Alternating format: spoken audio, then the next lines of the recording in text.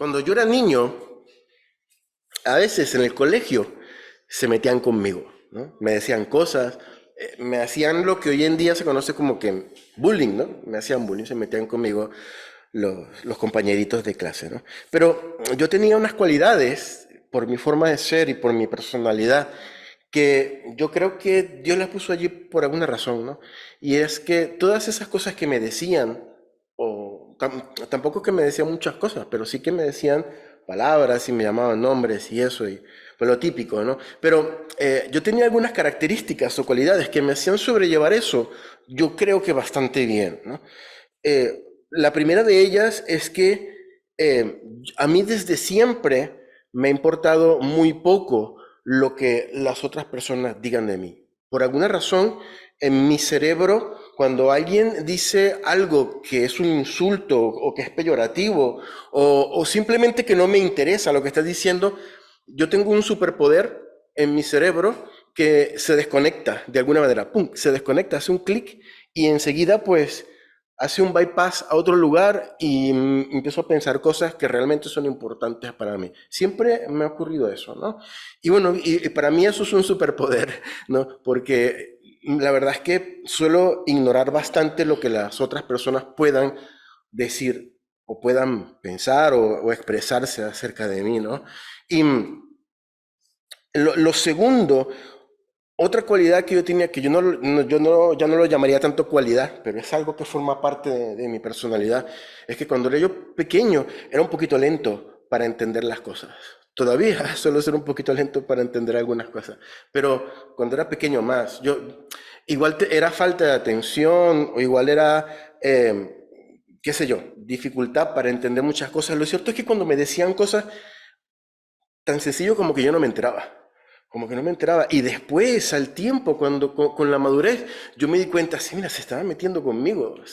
Pero yo le doy gracias al Señor porque me permitió, esas características que yo tenía me permitieron de alguna manera pasar de todas de esas cosas que a mí me decían, ¿no?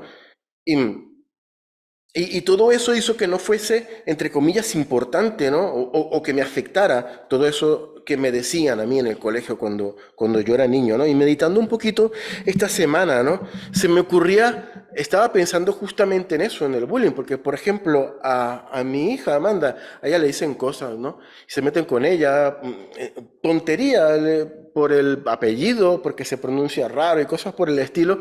Pues, los niños son francamente muy imbéciles y cuando hacen ese tipo de cosas, pues se cansan de uno y pasan para el otro y hacen ese tipo de cosas. Pero bueno, es un poquito lo que hay, no es la idiosincrasia allí de los niños, ¿no? Y justo ahora esta mañana pues me decía que ella no quería ser tan sensible, no quería reaccionar muchas veces como ella reacciona ante ciertas cosas y se metían con ella precisamente por eso, ¿no? Y se me ocurría pensar que nosotros tenemos, yo creo que esto es algo que nos ha pasado a todos, en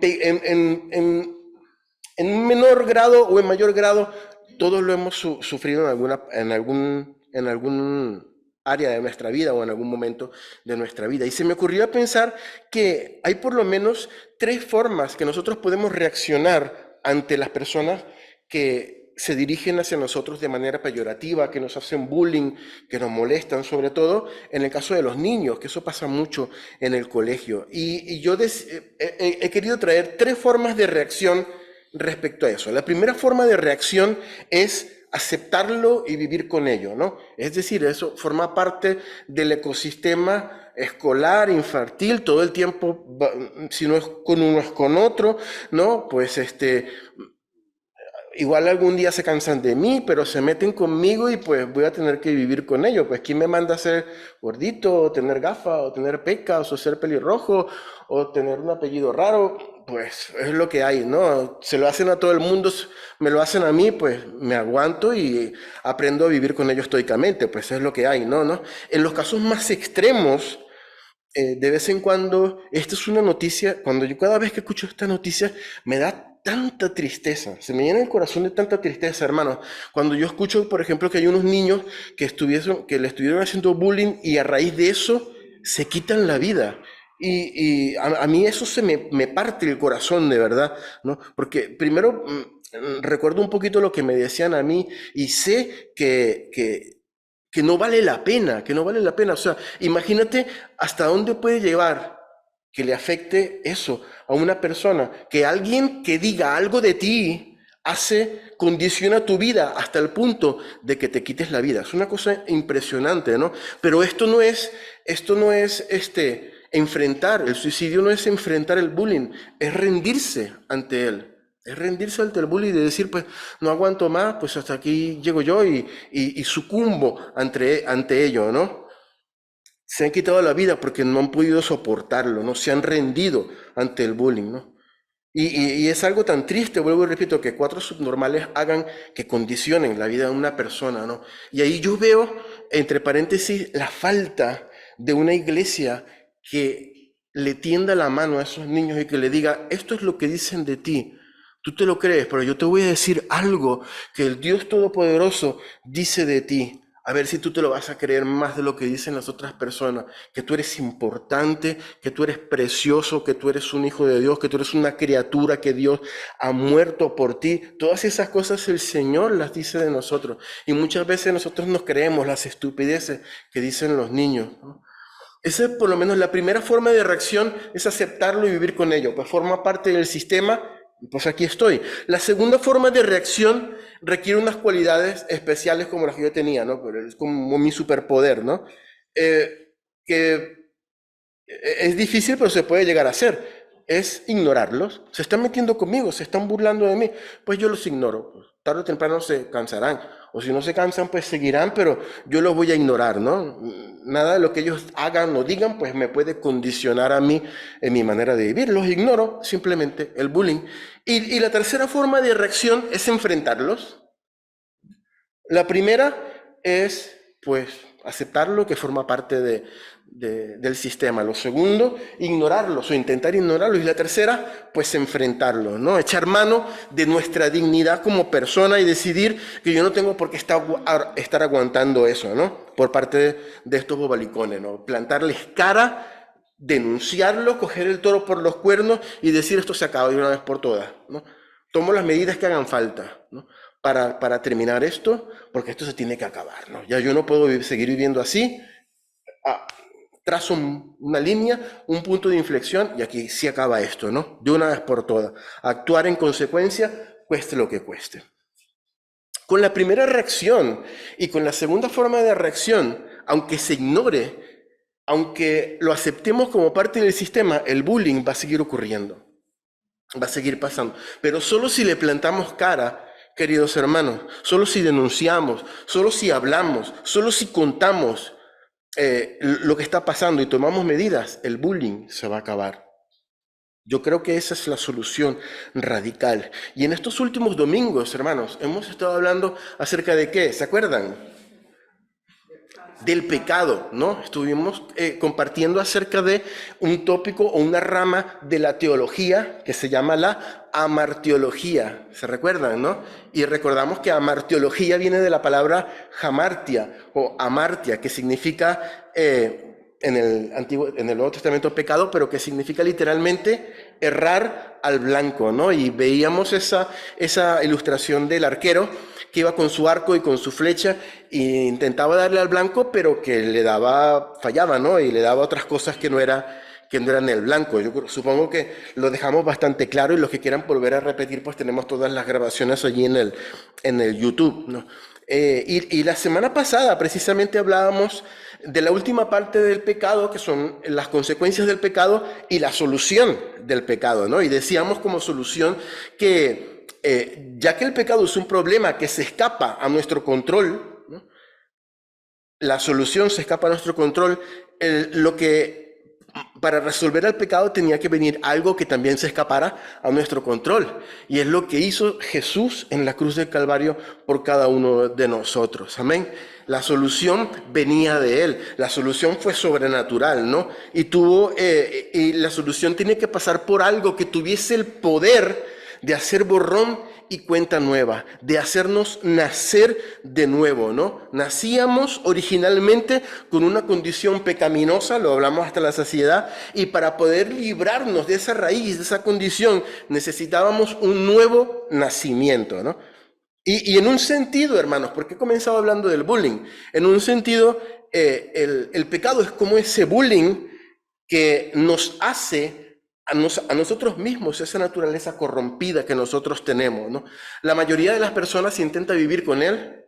La mayoría de las personas dice, bueno, es parte del sistema, pues todo el mundo lo hace, es lo que hay, pues aquí lo vivimos. Incluso sucumben ante él y dicen, pues me rindo, y muchas veces incluso dan su vida por ese pecado.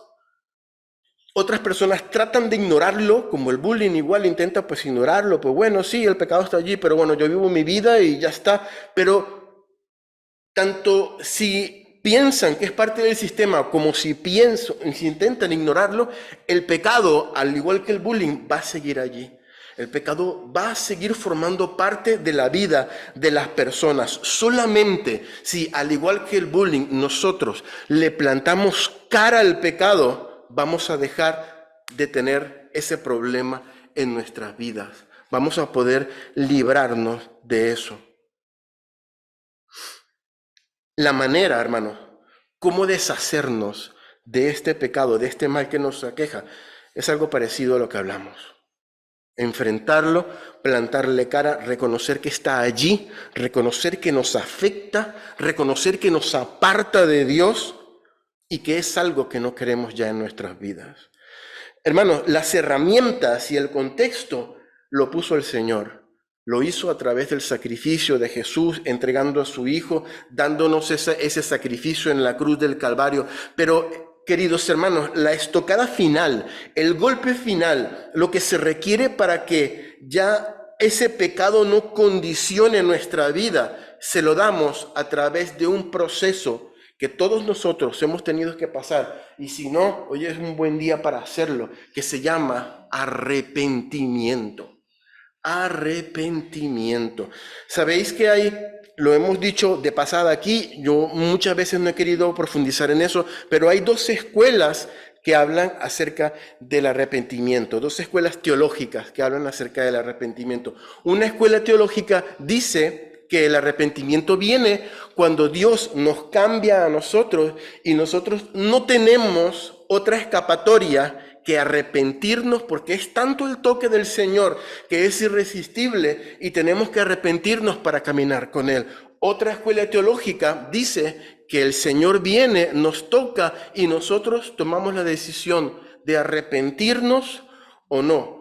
Sea lo que fuera, hermanos, yo no voy a hablar ahora de una ni de otra. Lo que sí voy a decir y afirmar categóricamente es que ya sea una escuela y ya sea otra, el arrepentimiento tiene que pasar por nuestras vidas para que nosotros experimentemos el nuevo nacimiento de Dios. El arrepentimiento es una condición sine qua non, sin la cual nuestra vida no puede pasar a una vida nueva. En el Nuevo Testamento se utilizó para la palabra arrepentimiento, una palabra de la que ya hemos hablado aquí y que seguramente conocemos, y es la palabra metanoia. ¿Se recuerdan? Alguna vez la hemos escuchado hablar, ¿no? Metanoia, la hemos dicho alguna que otra vez, ¿no? Vamos a buscar Lucas 5:32, y me gustaría que alguien lo leyera, por favor. Lucas 5:32. El Evangelio según San Lucas. ¿Lo leo? Sí, por favor. No he venido a llamar a justos, sino a pecadores al arrepentimiento. Amén. Amén. En esta historia dice la palabra, dicen los evangelios que Jesús se encontró con un hombre que estaba allí en el lugar donde se sentaban los publicanos y los recaudadores de impuestos, ¿no? Estas eran personas muy odiadas por la sociedad, porque eran el Ministerio de Hacienda, prácticamente, ¿no? Pero en vez de recogerle dinero para su propio país, para su propia soberanía, pues recogían dinero para el Imperio Romano, para los los que estaban subyugando allí. Total que eran personas muy mal vistas, eran personas que ganaban mucho dinero, pero eran muy mal vistas. Y en este episodio Jesús se encuentra con uno que está ahí recolectando impuestos. Imagínate, estará en su mesita con un montón de diferentes tipos de monedas, con papelitos, con las identidades de cada quien, de las familias. ¿Y usted qué familia viene? ¿Y usted qué hace? ¿Y usted tal? ¿Y cuánto va a tributar? Y tal. Entonces, esta persona, Jesús dice que se acercó a uno que estaba allí llamado Leví. Bueno, este Leví también es conocido como el apóstol Mateo, porque el Señor le dice, levántate y sígueme. Y dice la palabra que este hombre fue tocado tanto que dejó todo lo que tenía. O sea, imagínate lo que tenía allí, sería dinero, serían papeles, serían cosas. Se levantó y siguió a Jesús. Y este fue Mateo, ¿no? El que escribió el Evangelio, pero solamente que aquí lo estamos hablando desde el punto de vista de Lucas, ¿no? Y Leví estuvo tan contento que le dijo, Jesús, voy a hacer una cena y voy a invitarte a ti y a tus discípulos, ¿no? Entonces hizo una fiesta, hizo una cena, lo llevó para su casa y ahí estaba Jesús y sus discípulos comiendo con Mateo, ¿no? Y dice la palabra que los fariseos y los escribas vieron desde lejos y mira cómo está este hombre. Este dice que es un santo, que es un profeta y está comiendo con los publicanos y con los pecadores. La Biblia pone a los publicanos o a los recaudadores de impuestos al mismo nivel que los pecadores, porque eran pecadores, ¿no? Y los escribas y los fariseos se burlaron de Jesús y dijeron, ¿cómo es posible que este hombre y sus discípulos coman con estos pecadores? Y Jesús se levanta y les dice que los que están sanos no tienen necesidad de médico, ¿no? Sino los que están enfermos, ¿no? Y concluye diciendo lo que hemos leído al principio. Yo no vine a llamar a los justos, sino a pecadores al arrepentimiento. Lo que Jesús dijo fue, no he venido a llamar a los justos, sino a los hamartólogos, a la metanoia. A los hamartólogos, a la metanoia. Cuando estuvimos hablando el término hamartia, dijimos que que no deberíamos cometer el error de pensar de que un arquero viene y hierra el blanco a propósito, ¿no? Porque la persona que que está tirando con la flecha al blanco, lo quiere hacer, quiere ganar, ¿no? Quiere meterlo en el centro de la diana, ¿no? Entonces, esa palabra hamartia podía dar la impresión de que la persona falla por error. Se vino el viento, qué sé yo, no apunté bien o lo que sea. Pero cuando estudiamos esta parte de la palabra, vimos que la persona erra al blanco no por un error, sino porque tiene otras intenciones de pegar la flecha en otros lugares donde, aparte de lo que Dios del blanco divino, ¿no? Y eso es lo que queríamos recordar, ¿no? Entonces hay una condición, toda una condición humana que prepara al hombre o que condiciona al hombre a tirar las flechas donde no toca, donde no está el blanco divino, ¿no? Y el Señor sabe que para poder querer apuntar al blanco divino se requiere un cambio de mentalidad, ¿no? Y Él vino precisamente a llamar a los hamartólogos a la metanoia. Es decir, la palabra metanoia viene de dos palabras griegas que significa meta, que es cambio, como en metamorfosis, ¿no? O metamorfosis, y la palabra noos, metanoia. La palabra noos la usamos muy poquito en el castellano, pero significa mente o intelecto, ¿no? En algunas corrientes filosóficas esta palabra significa mente, intelecto o la parte más elevada de la mente o el intelecto, que es incluso el alma, ¿no? En otras corrientes filosóficas griegas, ¿no? Hablando acerca de la mente, de la inteligencia y de la reflexión. De hecho, si se acuerdan, hace unos años hubo un escándalo aquí porque el marido de la infanta tuvo un problema de fondos y eso, y fue a la cárcel y todo. Bueno, él tenía un instituto que se llamaba el Instituto Noos, el Instituto de la Mente. Él utilizaba esta misma palabra, ¿no? Meta, noos, metanoia. Y el cristianismo adopta este término, lo junta con el meta, noos y meta, para decir que metanoia es un cambio en la manera de pensar. en el sentido de que es un cambio en la manera de concebir las cosas, un cambio profundo en el aspecto reflexivo, ¿no? En el aspecto intelectual, un cambio profundo en el alma y en el espíritu. Y en español lo traducimos como arrepentimiento. Entonces el arrepentimiento es ese punto de inflexión en el que nosotros entendemos y conocemos que lo que hemos estado pensando no está de acuerdo a lo que Dios piensa y tenemos que cambiar, hacer ese cambio de mentalidad. Tras un momento de reflexión, cambiamos de pensamiento, lógicamente cambiando también pues, todos los demás niveles de nuestro ser. Y es eso que el Señor había venido a llamar a los hamartólogos, a los que fallábamos, a los hamartólogos, a un cambio en la manera de pensar, a una metanoia, a un cambio profundo. ¿Para qué? Para que su arco y para que su flecha den en el blanco que Dios quiere que den, ¿no? Y lo primero que hace falta para tener un cambio de mentalidad, querido hermano, es precisamente tener un nuevo nacimiento, porque necesitamos un borrón y cuenta nueva. Dice la palabra que en cierta ocasión Jesús estaba hablando con un fariseo llamado Nicodemo, un capítulo muy famoso en el Evangelio según San Juan, en el capítulo 3, Nicodemo. Y dice la palabra que Nicodemo era uno de los líderes de allí de los fariseos, y vino Jesús de noche, vino a hablar con él de noche, así como un poquito en plan escondido, dice, maestro, ven para acá, para lo oscurito, no quiero que me vean, no quiero decirte. Y dice la palabra que lo primero que dice el fariseo es, Señor, sabemos que tú has venido de Dios, porque nadie puede hacer las obras que tú haces si Dios no lo envía. Y a mí me llamó mucho la atención de que los fariseos que durante el día llamaban blasfemo a Jesús, en el corazón sabían, porque dice, Señor, sabemos que tú has venido de Dios. En el corazón sabían que Jesús había venido de Dios, ¿no? Y les dice, y les sigue diciendo este Nicodemo, lo podemos leer en Juan capítulo 3, versículo 3, y le dice, sabemos que tú has venido de Dios. Y esto es lo que le dice Jesús, Juan 3:3. ¿Alguien que lo lea, por favor? Respondió Jesús y le dijo, de cierto te digo que el que no naciere de nuevo no puede ver el reino de Dios. El que no naciere de nuevo no puede ver el reino de Dios.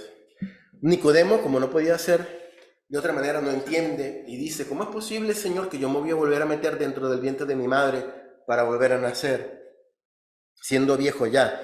No, pero Jesucristo estaba hablando de una verdad espiritual, que se requiere un nuevo nacimiento, ¿no? Y, hermanos, volver a nacer es como la máxima expresión, yo lo veo así, del borrón y cuenta nueva. Volver a nacer es la máxima expresión de un borrón y cuenta nueva, ¿no? Imagínate, todos nosotros alguna vez hemos jugado un videojuego, ¿no? de roles, probablemente alguno no, pero, ¿no? Pues, ¿qué es eso? Soy muy friki, ¿no? En los videojuegos muchas veces decimos, pues bueno, yo voy a jugar y voy a elegir este personaje, pero voy a elegir este personaje que tenga esta característica, con este superpoder, con tal, y que tenga esta arma y tal, y me lo voy haciendo yo a la carta, ¿no? Voy creándome el personaje total, es un videojuego y lo voy creando yo. Imagínate que tienes la oportunidad de volver a nacer y puedes elegir todas las características que quieras tener.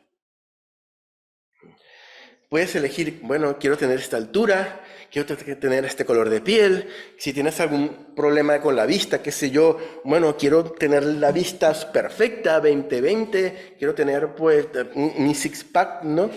Quiero tener pues músculo, quiero ser guapo, quiero saber cantar, quiero un montón de cosas. Total, pues lo puedes pedir allí a la carta, ¿no? Yo creo que es bastante tentador, ¿no? Entonces, ahora imagina, no, este juego no existe. Ahora imagina que nuestro creador, el dador de la vida, establece unas condiciones necesarias para que nosotros volvamos a nacer. Vamos a ver, podemos volver a nacer, pero esta vez no somos nosotros con nuestro criterio y con nuestra manera de pensar, con nuestros valores para elegir las características que nosotros queremos para nosotros mismos. Esta vez es el Padre Celestial quien en su infinita sabiduría, quien nos conoce mejor que nadie, quien nos ama más que nadie, es el que va a decidir las características de este ser que va a nacer nuevamente. ¿Cómo crees tú que va a ser de precioso ese ser que va a tener ese nuevo nacimiento ahora? Si nosotros pensamos que nosotros vamos a ser un nuevo ser con nuestros criterios súper guay, no perfecto, súper alto, súper guapo, súper inteligente, con tantas características, imagínate lo que Dios tiene para cada uno de nosotros cuando dice, tú vas a nacer y vas a nacer con las características que yo quiero que tú tengas en esta nueva vida. Y vas a nacer a mi imagen y semejanza, y vas a tener esto, y vas a tener lo que yo en mi infinita sabiduría quiero que tú tengas, porque yo te amo y porque te conozco más que a nadie. Imagínate ese ser maravilloso que va a nacer en ese nuevo nacimiento. Alguien dijo una vez que lo único que falta, querido hermano, para morir es nacer. Nacer es la única característica que necesitamos para morir. Y es que cuando nacemos, apenas nacemos, se dispara la cuenta atrás para nuestra muerte. Eso es algo inevitable, ¿no?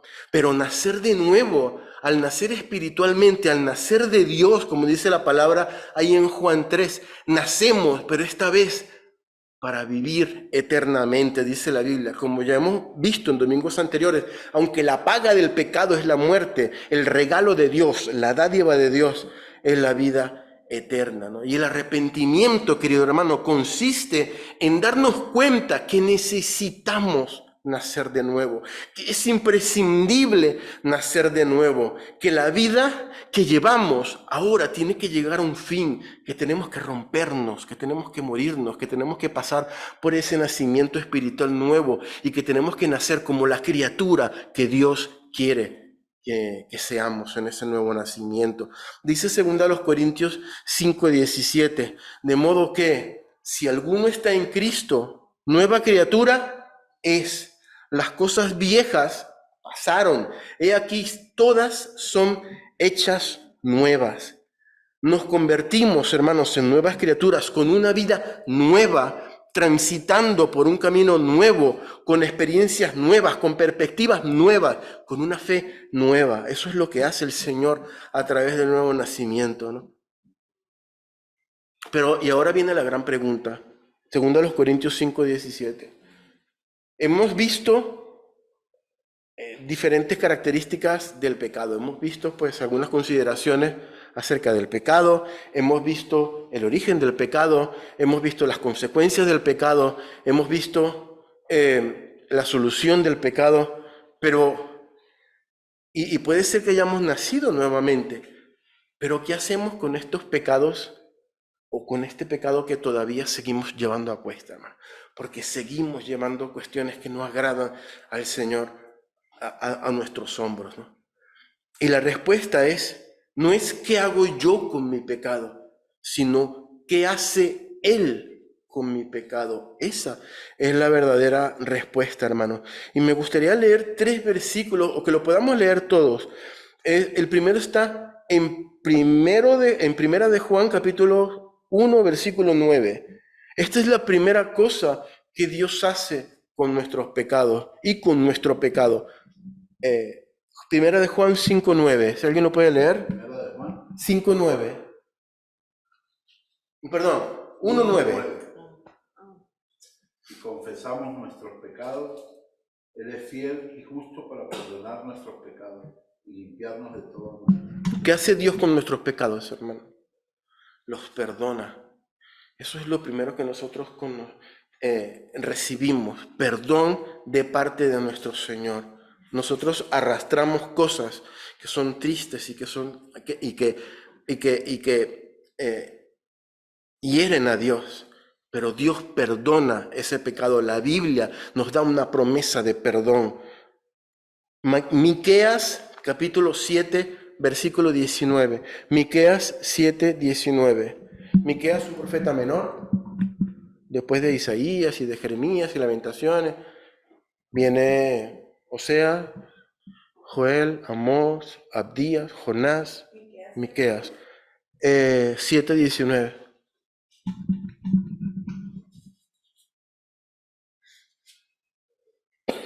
Él volverá a tener misericordia de nosotros. Amén. Sepultará nuestras iniquidades y echará en lo profundo del mar todos nuestros pecados. Aleluya. Esta es una segunda cosa que Dios hace con nuestros pecados. No solamente los perdona, sino que los echa en lo profundo del mar. Le amarra ahí lo mete en una bolsa como los mafiosos y le amarra un ladrillo y lo tira allí y ahí se va a lo profundo y ahí se queda. Ahí se queda. Gloria al Señor. Y una de las cosas más preciosas que hace Dios con nuestros pecados, lo podemos leer en Hebreos 8:12.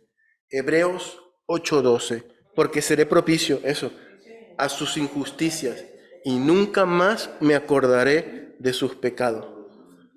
El Señor perdona nuestros pecados. El Señor los tira a lo profundo del mar. Y nunca más, dice la palabra, me acordaré de sus pecados. Y esto para mí, ¿sabes por qué para mí es tan precioso esto? Porque es como una paradoja, es como una paradoja divina. El Señor, el que lo sabe todo, el que sabe el pasado, el presente y el futuro, el que sabe todas las cosas, al que no se le puede ocultar nada, nos dice, yo me voy a olvidar de tu pecado. Nos lo acordamos nosotros. Le podemos decir, Señora, ¿te acuerdas esa cosa que yo hice? Psh, no me acuerdo. Es que no me acuerdo. O sea, el Dios Todopoderoso que sabe el pasado, el presente y el futuro, no me acuerdo. Porque el perdón de Dios tiene tal alcance que hasta Él mismo no se acuerda del pecado. Es una cosa que para mí es una paradoja, pero una maravillosa paradoja. Es una cosa que, aunque no la logro entender, me maravillo y es algo que me llena de gozo y me llena de alegría. ¿Qué hacemos con nuestros pecados? No es lo que hacemos nosotros, es lo que hace Él con nuestros pecados. Nos perdona, los tira a lo profundo del mar y nunca más se acuerda de ellos. Vamos a cerrar nuestros ojos y vamos a orar. Señor, yo te doy gracias por tu palabra, Padre Santo, y te doy gracias por esta oportunidad que nos das de hablar de lo que hemos hablado acerca del pecado. Esta pregunta me rondaba en la cabeza, Señor, esta semana y la semana pasada. ¿Y ahora qué hago con el pecado? ¿Y ahora qué hago con mi pecado? Y tú me dijiste, no se trata de lo que tú haces con tu pecado, se trata de lo que yo hago con tu pecado. Y gracias, Señor, porque tú lo perdonas, lo tiras a lo profundo del mar y nunca te acuerdas más de él, Señor. Gracias, Señor, porque un día hemos experimentado este nuevo nacimiento con un ser que no tiene las características que nosotros pensamos que serían las ideales, sino con un ser que tiene las características que tú quieres para nosotros, que eres quien nos ama más, quien nos conoce mejor y quien sabe lo que es mejor para nosotros, Señor. Yo te ruego, Señor mi Dios, por cada uno de mis hermanos, los que están en este lugar, los que están en el Zoom, si no han experimentado ese nuevo nacimiento, te pido que tú puedas en su corazón poner ese deseo de hacer ese borrón y cuenta nueva y decir, quiero nacer de nuevo. Quiero nacer con las características que tú quieres que yo tenga, Señor. No con las que a mí me parecen deseables, sino con las que tú quieres, Señor, que son las maravillosas que tú puedes desear para mí, Señor. Gracias, Señor, por la vida de cada uno de mis hermanos. Yo te ruego que tú nos ayudes a ser cristianos agradecidos, porque tú has perdonado nuestros pecados, tú los has enterrado en lo profundo del mar y nunca más te acuerdas de ellos, Señor. Te doy gracias por tu palabra, te doy gracias por tu amor, por tu misericordia y por lo bueno que tú eres, Señor. En el nombre de Jesús te doy muchísimas gracias, Señor. Amén.